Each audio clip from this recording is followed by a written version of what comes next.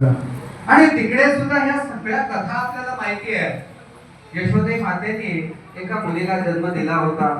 वसुदेव पोहोचले, आता नदी ओलांडली, मग तो ताप, ते पाऊस, विजांचा कडकडाट हे मागच्या वर्षी ऐकलं आपण। आता काल्याचा विषय म्हटल्यानंतर हे थोडंफार घ्यावंच लागतं। आणि म्हणून भगवंत आता तिथे पोहोचले वसुदेवांच्या मदतीने। योगमायेने सर्व काही जिकडे तिकडे सावरलं होतं। सगळी माणसं निद्रिस्त झालेली होती। सगळे वसुदेव देवकी यांना तर भीतीच वाटत होती, नेमकं काय होईल। परंतु देवाने जन्माला येण्या अगोदर सगळी व्यवस्था करून घेतली। पोहोचले, वसुदेवांनी झालेल्या मुलीला उचललं, श्रीकृष्ण भगवंतांना ठेवलं, परत आले। मुलगी रडायला लागली, आवाज झाला, बातमी पोहोचली कोणाला? कंसाला। कंस ज्या दिवसाची वाट पाहत होता, अनेक दिवसापासून त्याला स्वप्नीमणी ध्यानी बसता उठता सर्वीकडे कृष्ण आठवा आठवा आठवा आठवतच होता। बेभान झालेला, डोळे लालबुंद झाले, हातात तलवार घेतली आणि मुलीचा वध करण्यासाठी गेला। कंसाला ही माहित नाही मुलगी आहे का मुलगा आहे। पटकन उचललं, शिळावरती दगड होता, त्या दगडावरती आपटण्यासाठी पायाला धरलं, घराक घराक घराक घरा आकाशात फिरवलं, जोरात आपटावं। तितक्यामध्ये ती हातातली निसटली, तसं ती योग माया आकाशामध्ये जाते आणि म्हणते, कंसा अरे पापी दुष्टा, माझा वध करतोस? अरे माझ्या अगोदर तुझा वध करण्यासाठी कुणीतरी जन्माला आलेला आहे, तुझं लागी करावी। आणि तिने ऐकू नये असं झालं का? अरे मला वध, माझा वध करण्या अगोदर तुझा वध करणारा जन्माला आलेला आहे असं म्हटल्या बरोबर कंसाला आता वाईट वाटायला लागलं। ज्यासाठी एवढा प्रयत्न केला, एवढ्या कारागृहामध्ये ठेवलं, स्वतःच्या बहिणीवरती एवढा प्रेम करणारा, चुलत बहीण असेल तरी आपण एखाद्या वेळेला खूप जीव लावतो। कंस बाकीच्या गोष्टींनी थोडासा वाईट होता, पण त्याचं देवकीवरती खूप प्रेम होतं, खूप प्रेम होतं। आणि त्या प्रेमाचं प्रतीक म्हणून लग्नाची वरात जात असताना त्याचं सारथ्य तो करत होता। हे प्रतीक नाही का? हो, त्याला जर आपुलकी प्रेम नसतं तर बसेल कोणीतरी, चालवेल रथ, पण कंस म्हटला नाही, माझ्या बहिणीच्या लग्नामध्ये वरातीचा रथ चालवण्याचं कार्य राजा असतानाही कोण करणार? कंस करणार।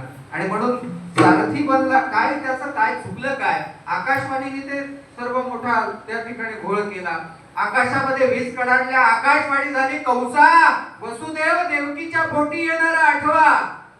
त्याची वाट पाहता पाहता दिवस निघून गेले, जन्माला आला, हातातून निसटला, आता पारा त्याचा अनावर झाला। आणि जेवढे काही दैत्य त्याचे मित्र परिवार होते सर्वांना बोलवलं, बैठक घेतली आणि सांगितलं, का रे बाबा, माझा वध करण्यासाठी म्हणजे कुणी कृष्ण आठवा जन्माला आलेला आहे, त्याचा आपल्याला शोध करायचा। कोण हा पराक्रम करेल? जसं छत्रपती राजांना पकडण्यासाठी शाहिस्ते खान मोठ्या थाटात उठला, मैं लाऊंगा शिवाजी को, सगळ्यांना माहिती आहे। मोठा धाड धिप्पाड उठला, विडा उचलला, गेला आणि तो पराक्रमही आपण पाहिला। दगा झाला, छत्रपती राजांनी पोटामध्ये पिचवा खुपसून पोट फाडलं। आपल्याला असाही एक अवतार माहिती आहे, प्रल्हादाच्या बापाला कोण कोण प्रल्हादाचे वडील हिरण्यकश्यप, त्याचंही पोट तसंच फाडलं। दैत्य जेव्हा माजायला लागतात ना, तेव्हा असा कुणीतरी जन्माला येत असतो। आणि म्हणून देवालाही सुद्धा अवतार घ्यावा लागला यासाठी। धर्मरक्षा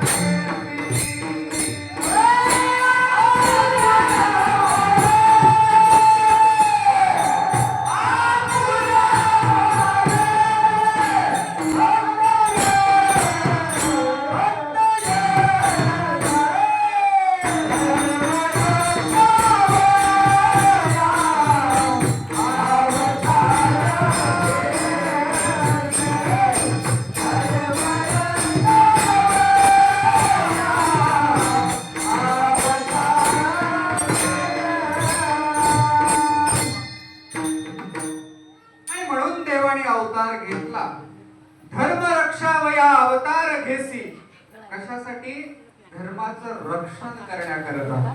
म्हणून कुठेतरी अधर्म वाढतो त्यावेळेला त्याचं रक्षण करण्यासाठी कुणीतरी जन्माला येत असतो, अवतरित होत असतो. काल 15 ऑगस्ट नाही का प्रत्येकाने मोठ्या आनंदाने साजरा केला असेल. प्रत्येक माणसाला या विषयीचं जाणीव असणं अत्यंत गरजेचं आहे.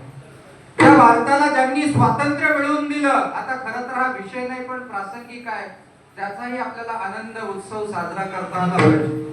कारण की यामध्ये अनेक थोर पराक्रमी पुरुषांनी आपल्या जीवाचं बलिदान दिलेलं आहे. विचार करण्यासारखा प्रसंग आहे. तरुणपणामध्ये प्रत्येकाच्या डोळ्यामध्ये स्वप्न असतं, चांगली पत्नी मिळावी, संसार थाटावा, मुलं जन्माला यावी, कमवावं, ऐशोआरामात यावं, कुणाला वाटत नाही. वयाच्या 22व्या वर्षी फाशीवरती लटकणारे राजगुरू सुखदेव भगतसिंग, त्यांना वाटलं नसेल का? त्यांनाही तर वाटलंच असेल ना संसार करावा, पण नाही. मायबाप हो, देशासाठी स्वतःचा जीव पण